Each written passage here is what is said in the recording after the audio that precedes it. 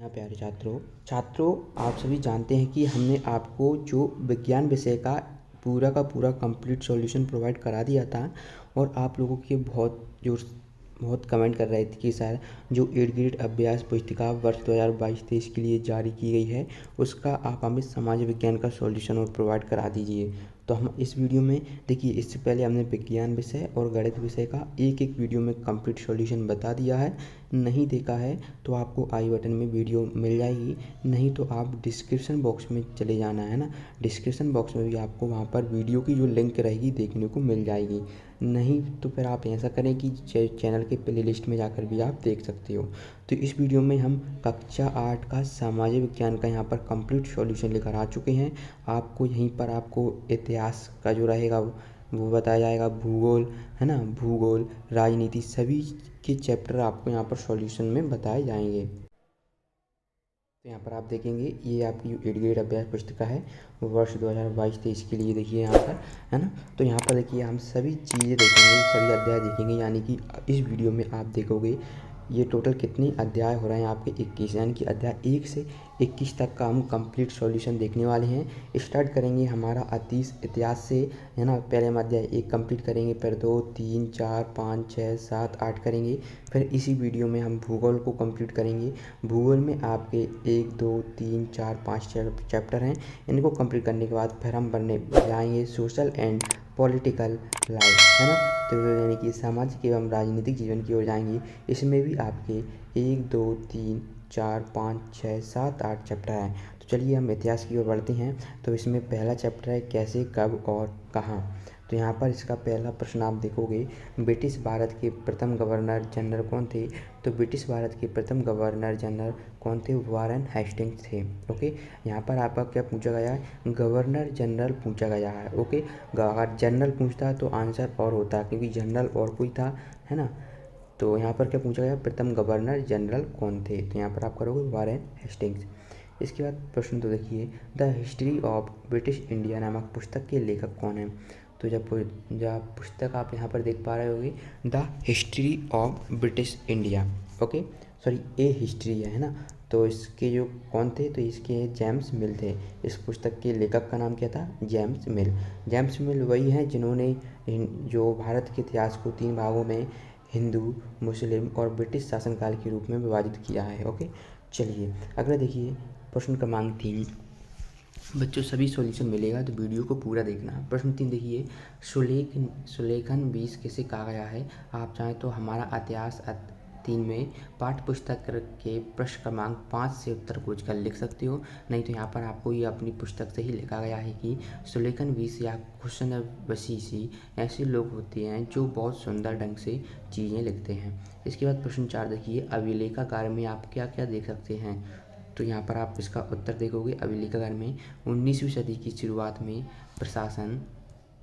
प्रशासन की एक शाखा से दूसरी शाखा के पास भेजे गए पत्रों और ज्ञापनों को आप आज भी अभिलेखागारों में देख सकते हैं। इसके बाद देखिए प्रश्न 5 है। प्रश्न 5 आप यहाँ पर स्क्रीन पर देख पा रहे हैं, इतिहास को तारीखों से क्यों जोड़ा जाता था। तो क्या कारण है कि इसको जो इतिहास होता है उसे हम डेट यानी कि जो तारीख होते हैं उनसे जोड़ते हैं।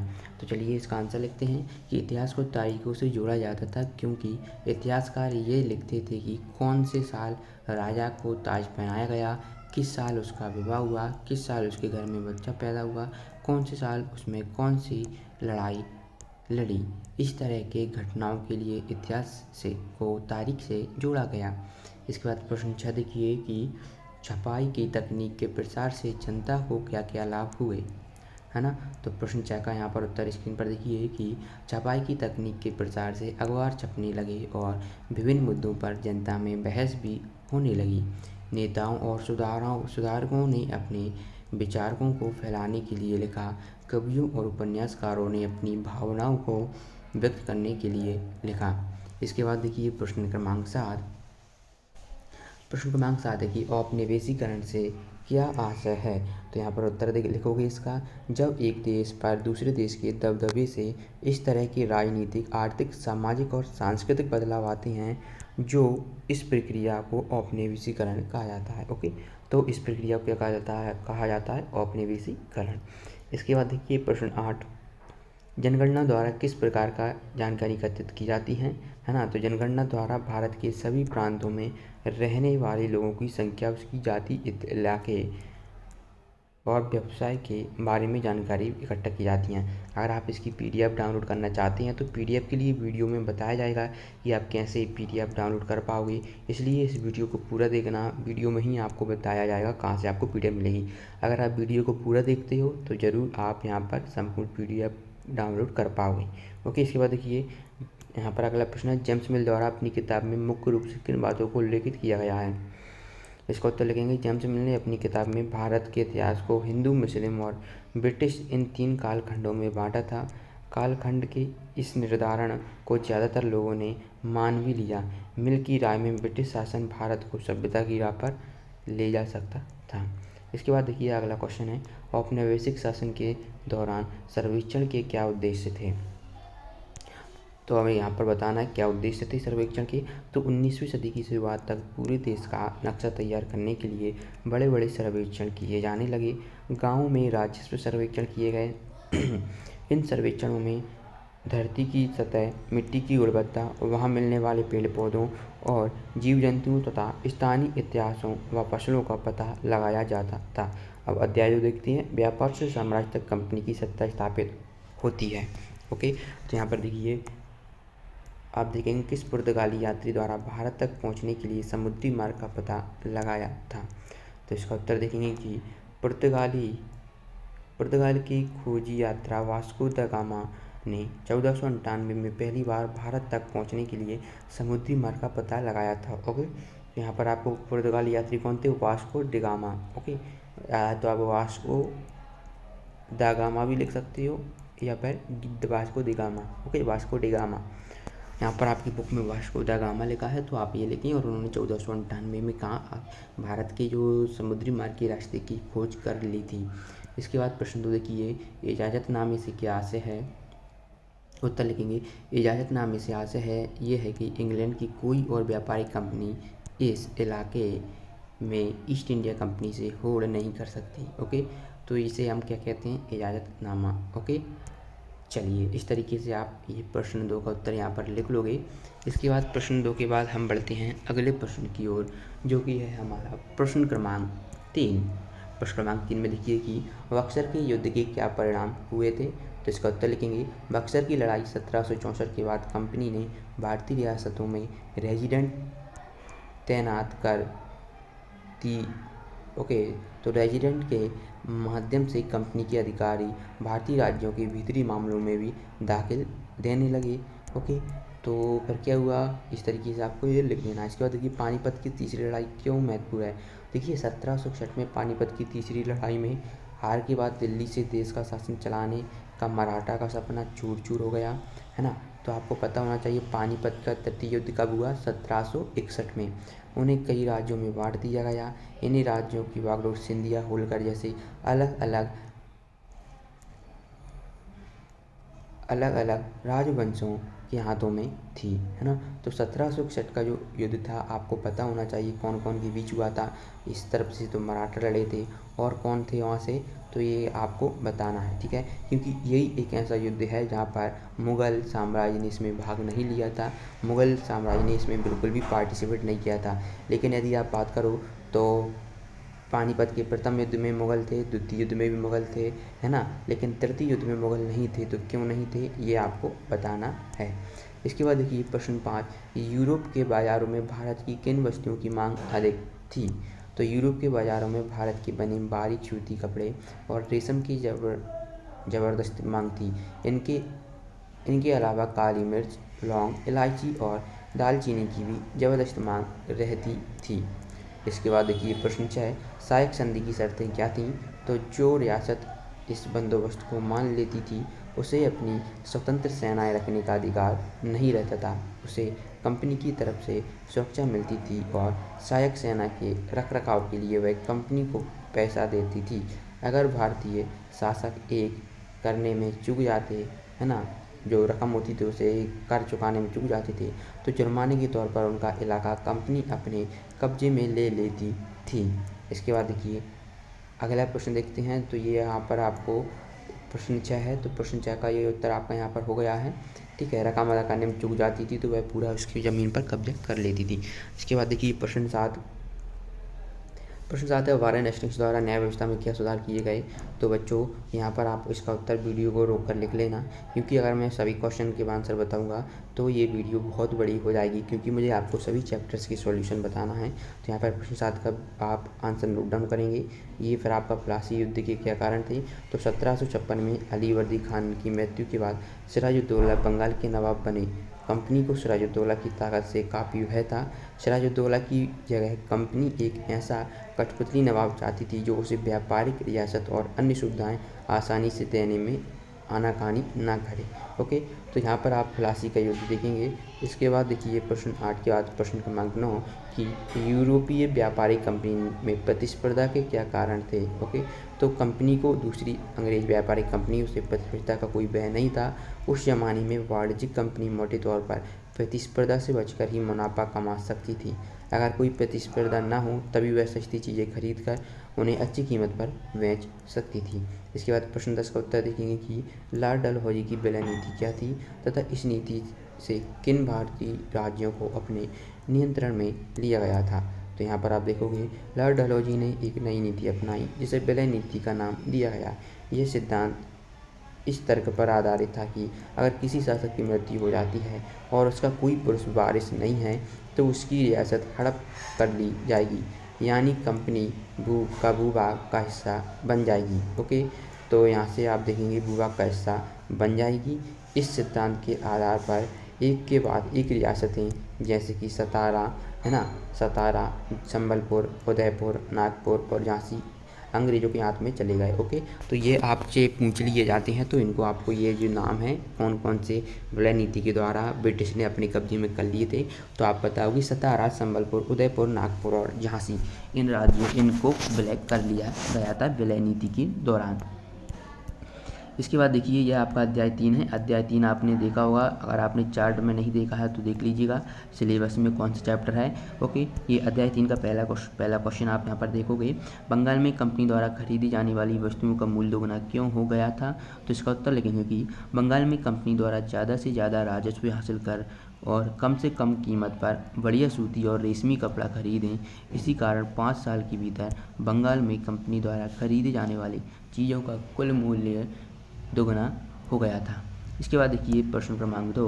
प्रश्न क्रमांक 2 है कि कंपनी द्वारा 1793 में स्थायी बंदोबस्त क्यों लागू किया गया था। तो क्या कारण थे कि जो स्थायी बंदोबस्त था वो कंपनी द्वारा लागू किया गया था। ओके, तो यहाँ पर हमें इस प्रश्न का उत्तर देना है। तो देखिए कंपनी द्वारा 1793 में स्थायी बंदोबस्त लागू किया गया था क्योंकि इस बंदोबस्त की शर्तों के हिसाब से राजाओं और ताल्लुकदारों को जमींदारों के रूप में मान्यता दी गई, उन्हें किसानों से लगान वसूलने और कंपनी को राजस्व चुकाने का जिम्मा सौंपा गया। इसके बाद देखिए प्रश्न 3 है, बंगाल अर्थव्यवस्था के गहरे संकट में आने से किसानों पर क्या प्रभाव पड़ा, है ना। तो बंगाल अर्थव्यवस्था के गहरे संकट में आने से कारीगर गांव छोड़कर भाग रहे थे क्योंकि उन्हें बहुत कम कीमत पर अपनी चीज़ें कंपनी को जबरन बेचनी पड़ती थी। किसान अपना लगान नहीं चुका पा रहे थे, कारीगरों का उत्पादन गिर रहा था। इसके बाद देखिए अगला प्रश्न, अंग्रेज भारतीय किसानों को विभिन्न भागों में किस प्रकार की फसलें उगाने को मजबूर करते थे और क्यों। तो ये इसका उत्तर आप यहाँ पर वीडियो को पॉज करके लिख लें। आपकी स्क्रीन पर ये उत्तर दिख रहा होगा, मुझे आशा है। कोई भी डाउट हो तो आप हमें कमेंट बॉक्स से प्रश्न आप बता सकते हो, कमेंट बॉक्स में लिखकर, जो भी आपको समझ में नहीं आ रहा हो। इसके बाद प्रश्न चाहे नील की खेती के मुख्य 2 तरीके कौन से थे। तो इसका उत्तर भी आप यहाँ पर देख पा रहे हो। इसके बाद देखिए अगला प्रश्न देखते हैं, प्रश्न क्रमांक 7। प्रश्न क्रमांक 7 है, नील के व्यापार को बढ़ावा के लिए अफसर और व्यावसायिक एजेंट किस प्रकार कार्य करने लगे। तो इस प्रश्न का उत्तर आपको वीडियो में देखने को मिल रहा है, वीडियो को रोककर आप इसको नोट डाउन कर लें। प्रश्न 7 के बाद देखिए प्रश्न क्रमांक 8 है, किसानों को नील की खेती करने की मुख्य समस्या क्या आ रही थी। तो उत्तर लिखोगे कि नील की खेती के लिए किसान को ये भी लग रहा था कि अंग्रेजी सरकार भी संघर्ष में उनके साथ देगी। जैसे कि 1857 की बगावत के बाद ब्रिटिश सरकार एक और व्यापक विद्रोह के खतरे से डरी हुई थी। जब नील की खेती वाले जिलों में एक और बगावत की खबर फैली, लेफ्टिनेंट गवर्नर ने 1859 की सर्दियों में इलाके का दौरा किया। अगला देखिए, बंगाल की रैयतों ने नील विद्रोह कब और कैसे किया? तो मार्च 1859 में बंगाल के हजारों रैयतों ने नील की खेती में से इनकार कर दिया। जैसे विद्रोह फैला, रैयतों ने बंगाल मालिकों को लगान चुकाने से भी इनकार कर दिया, है ना। वे तलवार, भाले और बर्तन लेकर नील की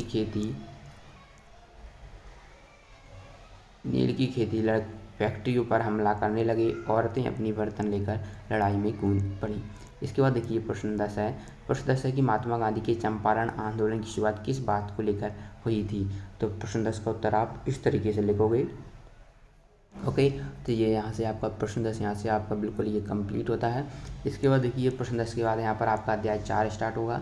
अध्याय 4 का पहला प्रश्न है, घुमंतु किसान मुख्य रूप से कहाँ रहते थे, है ना। तो इसका उत्तर लिखोगे, घुमंतु किसान मुख्य रूप से पूर्वोत्तर और मध्य भारत की पर्वतीय व जंगली पट्टियों में ही रहते थे।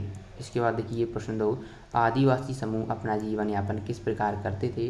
तो आदिवासी समूह पशुओं का शिकार करके और वन्य उत्पादों को इकट्ठा करके अपना काम चलाते थे। वे जंगलों को अपनी ज़िंदगी के लिए बहुत ज़रूरी मानते थे। ये प्रश्न 2 है। इस तरीके से आप प्रश्न क्रमांक 2 का उत्तर लिखेंगे। प्रश्न 2 के बाद देखिए प्रश्न 3, वर्ली विद्रोह कब और कहाँ हुआ था? तो वर्ली विद्रोह 1940 में महाराष्ट्र में हुआ था। तो इसका उत्तर आप लिखेंगे वर्ली विद्रोह का। ओके, इसके बाद देखिए झूम खेती की क्या विशेषता है? तो यहाँ से आप वीडियो को रोककर झूम खेती की विशेषताएं लिख सकते हो। ओके, PDF के लिए आप हमारे व्हाट्सएप ग्रुप को ज्वाइन कर लीजिए। इसकी लिंक आपको डिस्क्रिप्शन बॉक्स में दी गई है। ओके, व्हाट्सएप ग्रुप पर आपको वहाँ से मिल जाएगी। अगला प्रश्न देखिए प्रश्न 5, आदिवासी महाजनों और व्यापारिक को अपनी मुसीबत का जिम्मेदार क्यों मानते थे? तो इसका उत्तर आपको यहाँ पर देखने को मिल रहा है। इसके बाद देखिए प्रश्न क्रमांक 6, जनजाति समूह ने बिरसा का समर्थन क्यों किया? तो इसका उत्तर आपको यहाँ पर इस तरीके से देखने को मिल रहा है। ओके, चलिए प्रश्न 6 के बाद देखते हैं प्रश्न क्रमांक 7, वन कानूनों का आदिवासी समूहों के जीवन पर क्या प्रभाव पड़ा? तो आदिवासी समूहों का जो जीवन जंगलों से जुड़ा हुआ था, अतः वन कानूनों में आए बदलावों से आदिवासियों के जीवन पर भी भारी असर पड़ा। अंग्रेजों ने सारे जंगलों पर अपना नियंत्रण स्थापित कर लिया था। ओके, इसके बाद देखिए प्रश्न 8, झूम काश्तकारों की स्थायी रूप से बसाने में अंग्रेज क्यों असफल रहे? तो इसका उत्तर आप यहाँ पर देख पा रहे हो। इसके बाद अगला प्रश्न देखिए कि बिरसा आंदोलन से आदिवासी समाज में क्या सुधार हुए, है ना। तो ये उत्तर आप देख रहे हो, इसको आपको वीडियो को रोककर लिख लेना है। इसके बाद देखिए बिरसा आंदोलन के महत्वपूर्ण परिणाम क्या थे? तो पहले आप यहाँ तक लिख लें, विरुद्ध अपने तक लिखें, ठीक है, और औपनिवेशिक शासन के विरुद्ध अपने, फिर अपने के बाद आप यहाँ से लिखोगे, ये लिखोगे गुस्से को अभिव्यक्त करने में अपूर्ण सक्षमता, है ना। तो ये आपको इस तरीके से कर लेना। इसके बाद देखिए पार्ट 5 है आपका, बच्चों संपूर्ण सॉल्यूशन मिलेगा। पार्ट 5 आपसे यहाँ पर क्या है कि जब जनता बगावत करती है 1857 और उसके बाद। तो यहाँ पर देखिए कंपनी के तहत काम करने वाले भारतीय सिपाहियों के असंतोष के क्या कारण थे, है ना। तो यहाँ पर आप लिखोगे पहले प्रश्न का उत्तर, ठीक है, ये आपका पहले प्रश्न का उत्तर हो जाएगा। तो कंपनी के तहत काम करने वाले भारतीय सिपाहियों के असंतोष की अपनी वजह थी। वे अपने वेतन, भत्तों और सेवा शर्तों के कारण परेशान थे। कई नए नियम उनकी धार्मिक भावनाओं को ठेस पहुंचा रहे थे। ओके, इसके बाद देखिए प्रश्न 2, मंगल पांडे को फांसी कब और किस आरोप में दी गई थी, है ना। तो आस्थाओं को क्या ठेस और भी पहुंचा रहे थे, धार्मिक भावनाओं और आस्थाओं को पहुंचा रहे थे। इसके बाद अब दूसरे का उत्तर लिखेंगे। तो 8 अप्रैल 1857 को युवा सिपाही मंगल पांडे को बैरकपुर में अपने अफसरों पर हमला करने के आरोप में फांसी पर लटका दिया गया। प्रश्न 3 देखेंगे, अंग्रेजों द्वारा किए गए सुधारों का भारतीयों पर क्या प्रभाव पड़ा, है ना। तो ये आपको उत्तर यहाँ से वीडियो को रोककर इसका उत्तर लिख लेना है, ठीक है। तो ये अगला देखिए प्रश्न क्रमांक 4। तो यहाँ पर आप प्रश्न क्रमांक 4 देख रहे होंगे। तो ये आपको इस तरीके से ये प्रश्न क्रमांक 4 का प्रश्न 4 क्या है कि अवध रियासत को कब और क्या आरोप लगाकर ब्रिटिश शासन में शामिल किया गया था। ओके, इसके बाद देखिए प्रश्न क्रमांक 5, इंडिया काउंसिल किसे कहा गया है? तो इसका उत्तर आप यहाँ पर देख पा रहे होंगे। ब्रिटिश मंत्रिमंडल के एक सदस्य को भारतीय मंत्री के रूप में नियुक्त किया गया। उसे भारत के शासन से संबंधित मामलों को संभालने का जिम्मा सौंपा गया। उसे सलाह देने के लिए एक परिषद का गठन किया गया जिसे इंडिया काउंसिल कहा जाता। इसके बाद देखिए प्रश्न 6, उत्तर भारत में 1857 के विद्रोह के मुख्य केंद्र कौन कौन से थे? तो यहाँ पर आप देखोगे मुख्य केंद्र कानपुर, लखनऊ, बरेली, झांसी, दिल्ली, मेरठ इत्यादि 1857 के प्रमुख केंद्र थे। इसके बाद देखिए प्रश्न 6 के बाद प्रश्न 7 देखिए, किन परेशानियों के कारण 1857 के विद्रोह में शामिल हुए, है ना। तो किन परेशानियों के कारण जो किसान यानी फार्मर थे वह 1857 के विद्रोह में शामिल हुए, तो हमें शामिल बताना है। तो आपको बता दें कि जो 1857 जो वहाँ पर औपनिवेशिक देखिए इसका उत्तर देखिए, गाँव में किसान और जमींदार भारी भरकम लगान और कर वसूली से सख्त तौर तरीके से परेशान थे। बहुत सारे लोग महाजनों से लिया कर्ज नहीं लौटा पा रहे थे। इसके कारण उनकी पीढ़ियाँ पुरानी ज़मीनी हाथों से निकलती जा रही थी, इसलिए वे 1857 के विद्रोह में शामिल हुए। अगला देखिए, 1824 में कंपनी के सैनिकों ने बर्मा जाने से क्यों मना कर दिया, है ना। तो इसका उत्तर आपको यहाँ पर देखने को मिल रहा है। इसके बाद प्रश्न 9 है, 1857 विद्रोह के बाद अंग्रेजों ने अपनी नीतियों में क्या बदलाव किए, तो लिखिए। तो यहाँ पर आपको ये नीतियों में बदलाव देखने को मिल रहे हैं। पहला यहाँ पर ये है, पर ये दूसरा है, ठीक है। ये आपको बदलाव लिख लेना है। इसके बाद देखिए, ठीक है, यहाँ तक आपको ये कर लेना है, ठीक है, यहाँ तक करना है। इसके बाद प्रश्न 10 देखिए, नीचे दिए गए भारत के रेखा मानचित्र में 1857 की जो संबंधित निम्नलिखित स्थान दर्शाना है। जैसे मेरठ है, दिल्ली है, बरेली है, कानपुर, झांसी, फैजाबाद, जबलपुर, सागर और बनारस। ओके, तो चलिए दर्शाते हैं। तो देखिए मेरठ आपका यहाँ पर आपको दर्शाना है, ठीक है। ये आपका लखनऊ हो जाएगा, ये बरेली, ये फैजापुर, बनारस, कानपुर, ग्वालियर, झांसी, दिल्ली, सागर, जबलपुर। इस तरीके से ये दर्शा लेना है भारत के मैप में। ओके, अब इसके बाद अगला अध्याय आता है, अध्याय 7, देशी जनता को सभ्य बनाना, राष्ट्र को शिक्षित करना। ओके, तो वो ये भी हम देखते हैं। सभी आपको आंसर तो मिल ही रहे हैं, तो वीडियो को अभी तक आपने अपने दोस्तों के साथ शेयर नहीं किया तो कर दो। इसके बाद देखिए प्राच्यवादी किसे कहते हैं, तो एशिया की भाषा और संस्कृति का गहन ज्ञान रखने वाले लोगों को हम प्राच्यवादी कहते हैं। ओके, तो ये प्राच्यवादी क्या थे, इन्होंने ही संस्कृति जो भारतीय सभ्यता को इन्होंने गुणगान किया था सर्वप्रथम। ओके, तो इसी से क्या थे, जो कांग्रेस में जो उदारवादी नेता, ग्रामपंथी, वामपंथी नेता थे, वह भी इसकी ओर आकर्षित हुए कि चलो हम भी अपने धर्म की ओर बढ़ते हैं, है ना। तो इससे कहीं ना कहीं आप देखोगे धार्मिक सांप्रदायिकता का बढ़ावा मिला था। इसके बाद देखिए प्रश्न 1 के बाद प्रश्न 2 है, प्रश्न 1 के बाद देखिए प्रश्न 2, अंग्रेजों को सांस्कृतिक मिशन क्या था। तो अंग्रेजी का सांस्कृतिक मिशन क्या था, ये आप देख लीजिए, स्क्रीन पर आपको आंसर देखने को मिल रहा है। इसके बाद प्रश्न 3 देखिए, एशियाटिक सोसाइटी ऑफ बंगाल का गठन किसके द्वारा किया गया था, है ना। तो इसका उत्तर आप यहाँ पर देख पा रहे हो। इसके बाद प्रश्न 4 है, अंग्रेजी भाषा सिखाने की ज़रूरत पर मैकाले ने जोर क्यों दिया। तो इसका उत्तर आपको यहाँ पर देखने को मिल रहा है। वीडियो को रोककर इस प्रश्न का उत्तर लिख लो। प्रश्न 5 है, जेम्स मिल की राय में देशी जनता का दिल किस प्रकार जीता जा सकता था। तो इसका आप उत्तर देखना चाहते हो तो आप हमारा 3 पाठ्य पुस्तक के पृष्ठ क्रमांक 83 के उत्तर खोज सकते हो। तो यहाँ से आप देख लीजिए जेम्स मिल की राय। ओके, तो स्क्रीन पर आपको इसका उत्तर वीडियो को रोक कर लिख लें। प्रश्न 6 देखिए, चार्ल्स वुड यानी कि वुड डिस्पैच में क्या संदेश लिखा था। तो ये संदेश लिखा था कि इसमें जो संदेश लिखा था वो देखते हैं। तो संदेश ये था कि इसमें भारतीयों में लागू की जाने वाली शिक्षा नीति की रूपरेखा स्पष्ट करते हुए एक बार फिर दोहराया गया कि प्राच्यवादी ज्ञान के स्थान पर यूरोपीय शिक्षा को अपनाने से कितना व्यावहारिक लाभ होंगे।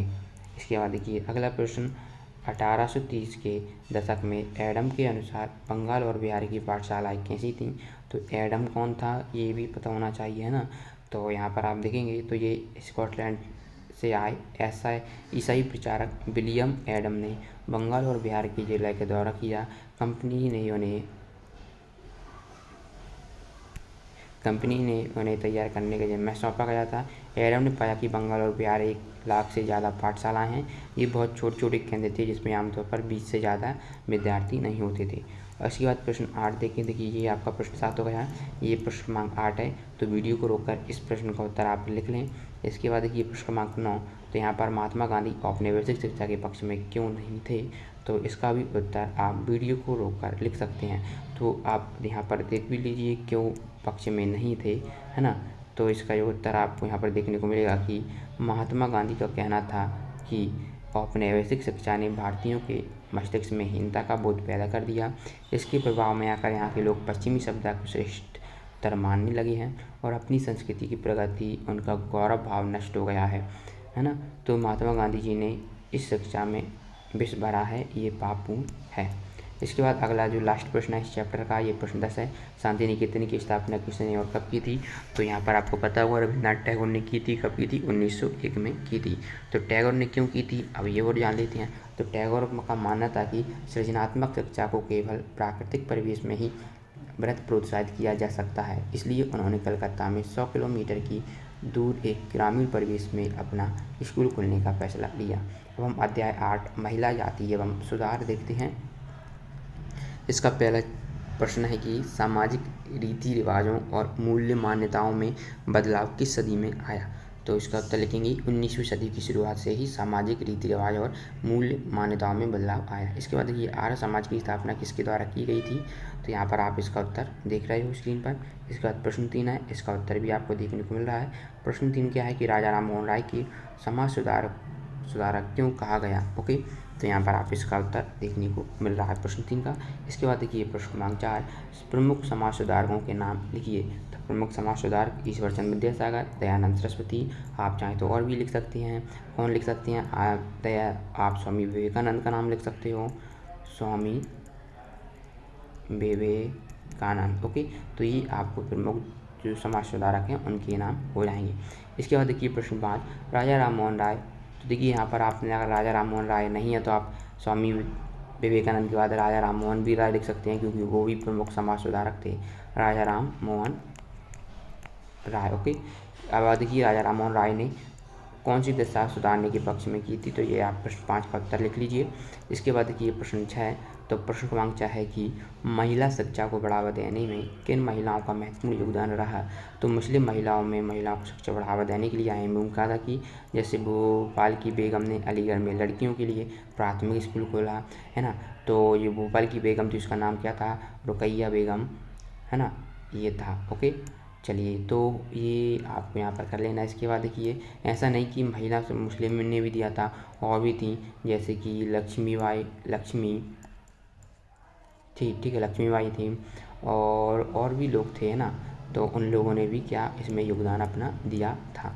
19वीं सदी के मध्य में जब लड़कियों के लिए स्कूल खोले गए तो लोगों के मन में क्या था? तो इसका उत्तर आप यहाँ पर देखेंगे, ठीक है, स्क्रीन पर आप देख पा रहे हैं, ये आपका इसका उत्तर हो जाएगा। इसके बाद देखिए प्रश्न 8, तो प्रश्न 8 का उत्तर भी आपको वीडियो में देखने को मिल रहा है, तो वीडियो को रोक कर इसका आप उत्तर लिखें। इसके बाद देखिए प्रश्न क्रमांक 9 है कि सत्यशोधक समाज की स्थापना किसके द्वारा की गई तथा किसके प्रति स्वयं चलाई गई, है ना। तो इसका उत्तर लिखेंगे मुहिम चलाई गई, है ना। तो इसका उत्तर आप यहाँ पर इस तरीके से लिखोगे। इसके बाद प्रश्न 10 है, कांग्रेस की आरंभिक मांगें क्या थी? तो यहाँ पर आपको इस तरीके से आरंभिक मांगें बता देना है, ठीक है बच्चों। चलिए अब हम बढ़ते हैं अध्याय 9 की ओर। राष्ट्रीय आंदोलन का संगठन 1870 के दशक से 1947 तक। ओके, तो यहाँ पर हमें राष्ट्रीय आंदोलन यानी कि भारतीय राष्ट्रीय आंदोलन का संगठन पढ़ना है। तो चलिए देखिए स्वतंत्र भारत के प्रथम भारतीय गवर्नर जनरल कौन थे, है ना। तो स्वतंत्र भारतीय गवर्नर जनरल कौन थे? राजगोपालाचारी थे। ओके, चलिए इसके बाद दूसरा प्रश्न देखिए, बंगाल का विभाजन कब और किसने किया था? 1905 में वायसराय करजन ने बंगाल का विभाजन किया था। कैसे किया था? बंग द्वारा बंगाल का विभाजन कर दिया था। अब क्यों किया था?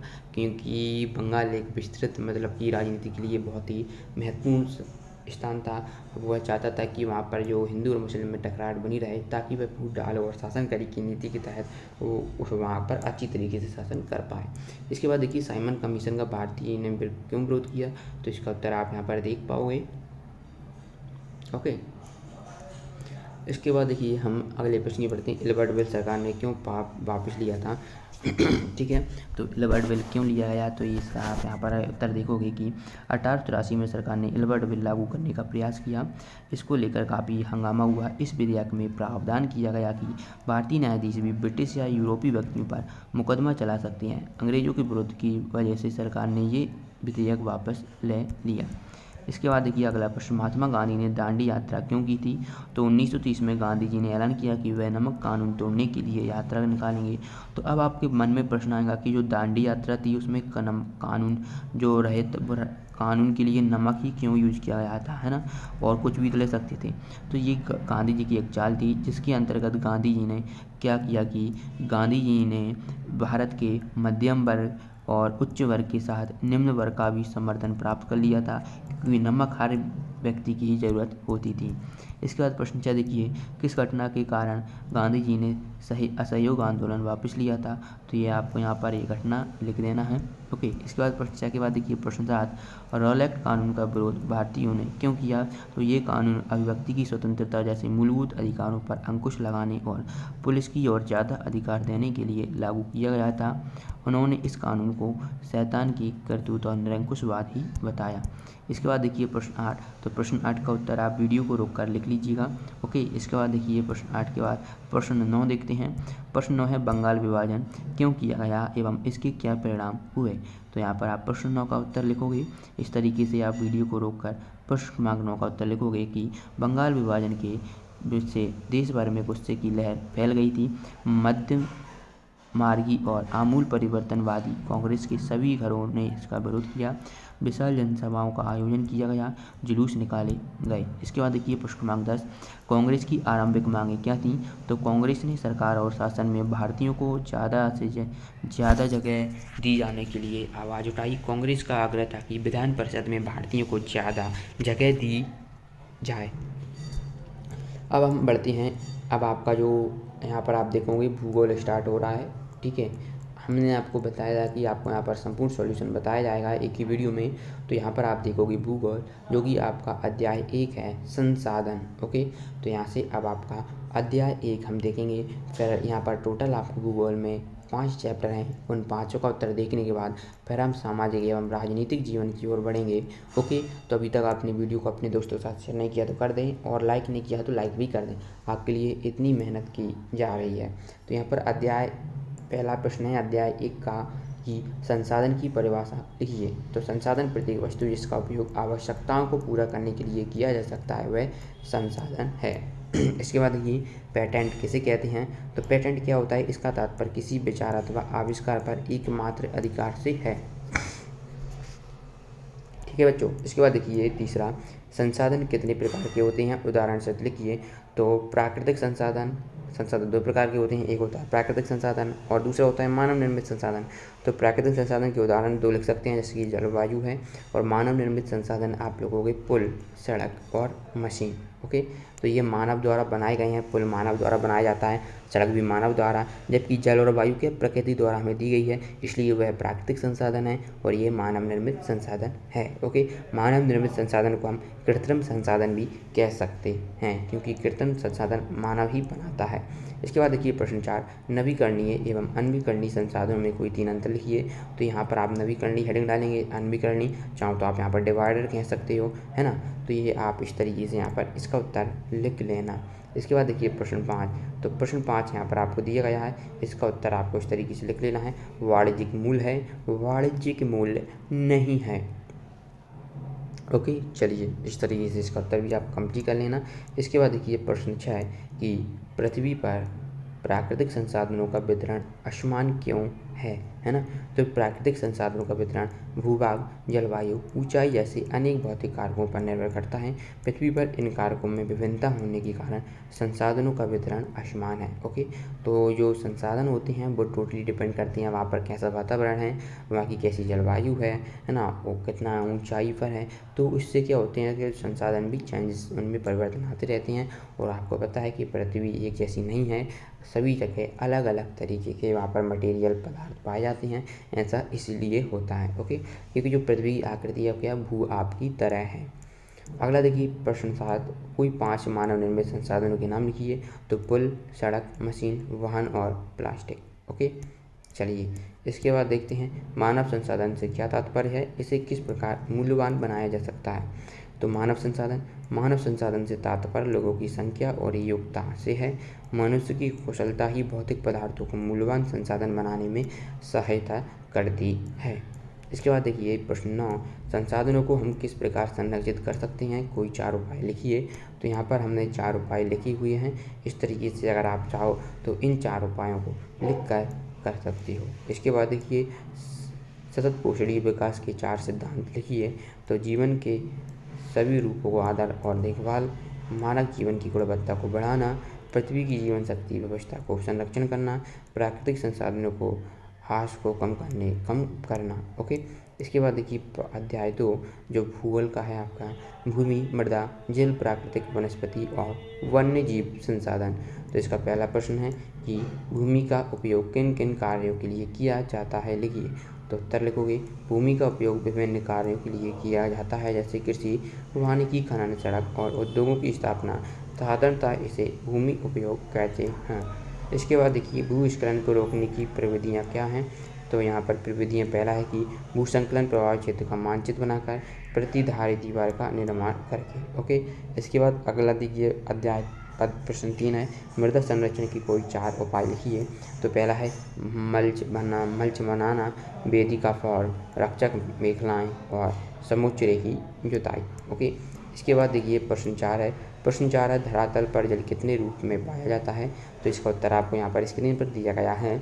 ओके, इसके बाद देखिए प्रश्न 6 है आपका, वनों से होने वाले लाभ लिखिए। तो यहाँ पर आपको वनों से होने वाले लाभ देखने को मिल रहे हैं। तो इनको आपको वीडियो को रोककर आप या वीडियो को पॉज करके आप इसको अच्छी तरीके से अपनी वर्कबुक 8 ग्रेड अध्याय पुस्तिका में लिख सकते हो। इसके बाद देखिए प्रश्न 7। तो देखिए प्रश्न 7 का उत्तर आपको यहाँ पर स्क्रीन पर देखने को मिल रहा है। इसका उत्तर भी आप लिख लीजिए। प्रश्न 7 के बाद देखिए प्रश्न 8। तो प्रश्न 8, पारितंत्र को संतुलित बनाने में जीव जंतु किस प्रकार से उपयोगी हैं। तो इस प्रश्न का उत्तर भी आपको वीडियो को पॉज करके लिख लेना है।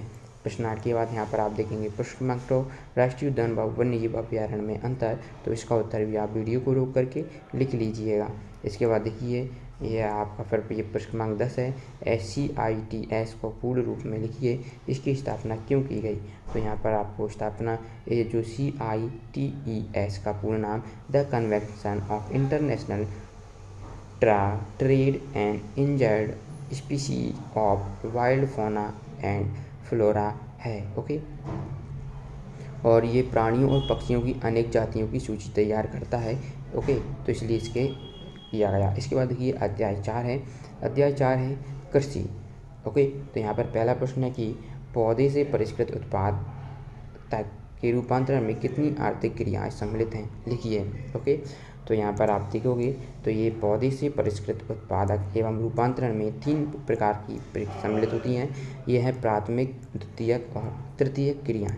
इसके बाद देखिए प्रश्न क्रमांक 2, कृषि क्रियाकलाप के लिए क्या क्या आवश्यक है। तो अनुकूल स्थलाकृति, मृदा और जलवायु कृषि क्रियाकलाप के लिए अनिवार्य है। इसके बाद देखिए प्रश्न 3, कृषि तंत्र क्या है, इसके महत्वपूर्ण निवेश और संक्रियाएँ क्या क्या हैं। तो कृषि या खेती को एक तंत्र के रूप में देखा जा सकता है। इसके महत्वपूर्ण निवेश बीज, उर्वरक, मशीनरी और श्रमिक हैं।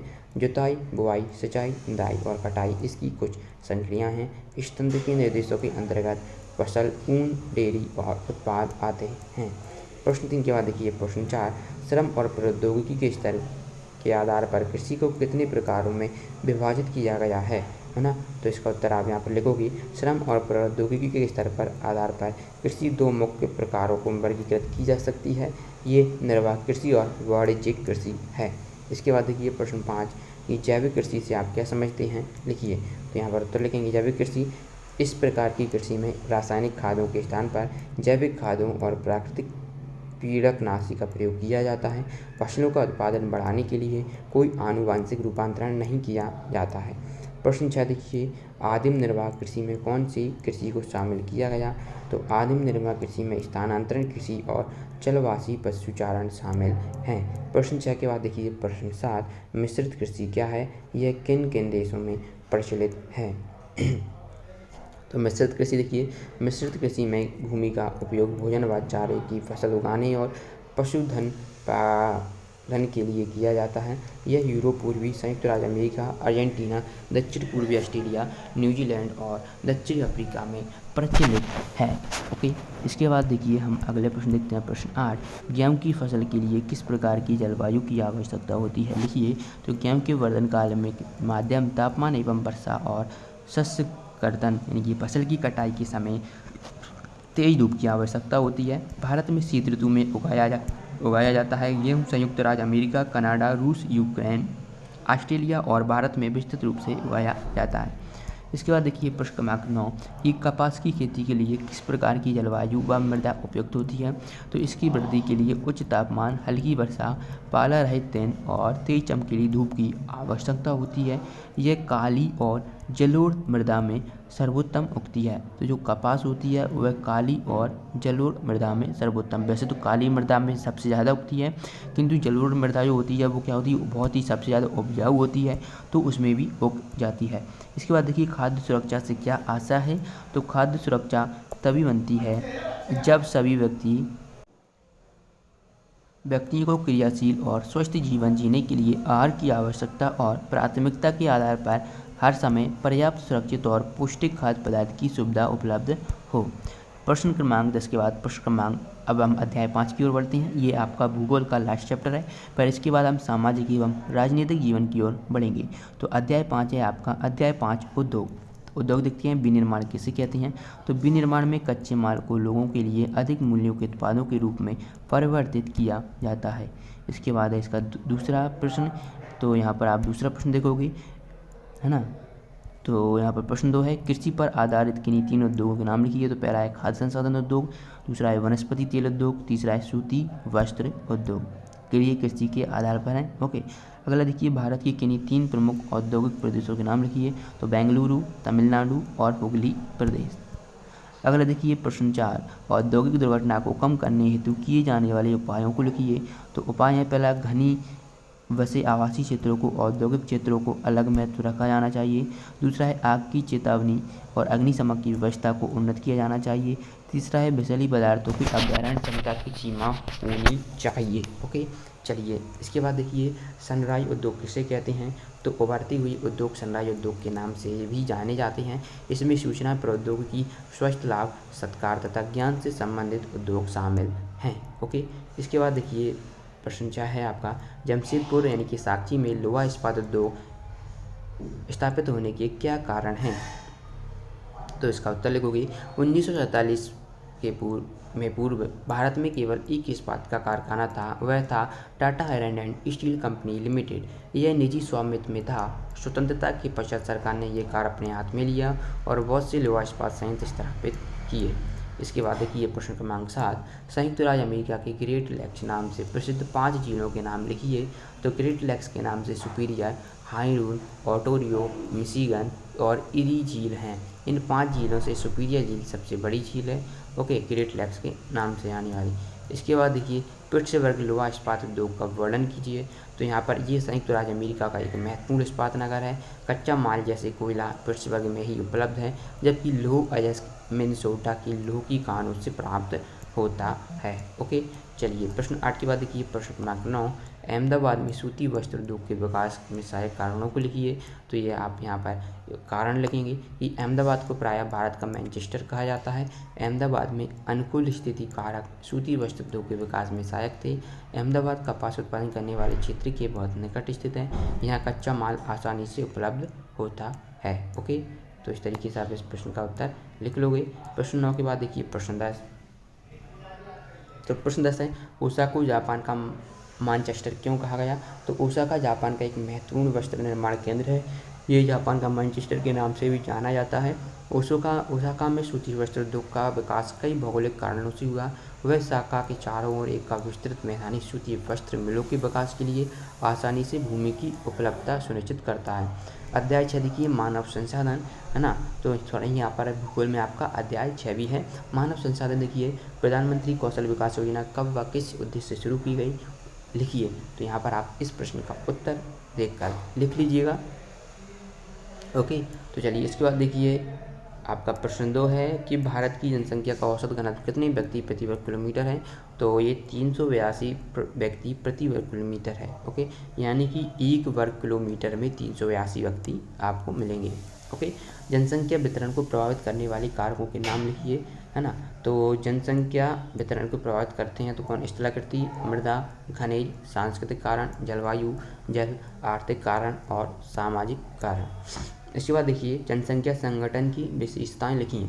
तो जनसंख्या संगठन हमारी ये जानने में सहायता करता है कि कितने पुरुष व कितनी स्त्रियां हैं, वे किस आयु वर्ग की हैं, कितनी शिक्षित हैं और वे किस प्रकार व्यवसाय में लगे हैं और उनकी आय का क्या अंतर है। ओके, चलिए अगले देखिए जीवन प्रत्याशा से आप क्या समझते हैं। तो ये इसका उत्तर देखते हैं, जीवन प्रत्याशा, है ना। तो जीवन प्रत्याशा ये उन वर्षों की संख्या है जिसमें औसत व्यक्ति के जीवित रहने की आशा की जा सकती है। ओके, यानी मान लीजिए पिछले साल कितने व्यक्ति जीवित हैं तो वह उनकी जीवन प्रत्याशा हो जाएगी। पर उसी के आधार पर वहाँ की जो राष्ट्र की इकोनॉमी डेवलप होती है कि अगर एक व्यक्ति इतना जी रहा है कितना कमाएगा, है ना, इतना, तो उसी हिसाब से किया जाता है। इसके बाद देखिए प्रश्न 6 है। प्रश्न 6 है कि विश्व की कुल जनसंख्या में से किस महाद्वीप में सर्वाधिक लोग निवास करते हैं, लिखिए। तो विश्व की कुल जनसंख्या में से एशिया महाद्वीप में सर्वाधिक लोग निवास करते हैं। इसके बाद अगला प्रश्न देखते हैं, प्रवास, अप्रवासी व उत्प्रवास शब्द के अर्थ लिखिए। तो प्रवास लिखिए, किसी क्षेत्र विशेष में लोगों के आने जाने को प्रवास कहते हैं। अप्रवासी क्या हुआ, अप्रवासी वे लोग होते हैं जो देश में आते हैं। ओके, और उत्प्रवास भी लोग होते हैं जो देश को छोड़ते हैं। ओके, अगला देखिए प्रश्न 8 कि अधिकतर लोग मैदानी भागों में ही रहना क्यों पसंद करते हैं, लिखिए। तो अधिकतर लोग मैदानी भागों में ही रहना पसंद करते हैं क्योंकि यह क्षेत्र खेती, विनिर्माण और सेवा क्रियाओं के लिए उपयुक्त होते हैं। ओके, इसके बाद देखिए किस प्रकार की युवा किसी राष्ट्र का भविष्य होते हैं। तो यहाँ पर आप उत्तर लिखोगे, कुशल, उत्साही, आशावादी और सकारात्मक दृष्टि जैसे युवा जन किसी राष्ट्र के भविष्य होते हैं। ओके बच्चों, तो ये अभी आपका मेरे ख्याल से अभी वो जो आप बोलेंगे कि सर आपने सामाजिक एवं राजनीतिक जीवन वाला तो बताया नहीं, तो बच्चों वो आपको नेक्स्ट वीडियो मिल जाएगा। ये आप पार्ट 1 देख लेना, ठीक है। आप प्लेलिस्ट में जाकर देख लीजिए, चैनल पर क्लिक करिए, प्लेलिस्ट में आपको सब कुछ मिल जाएगा। ओके, मिलते हैं नेक्स्ट वीडियो में, धन्यवाद।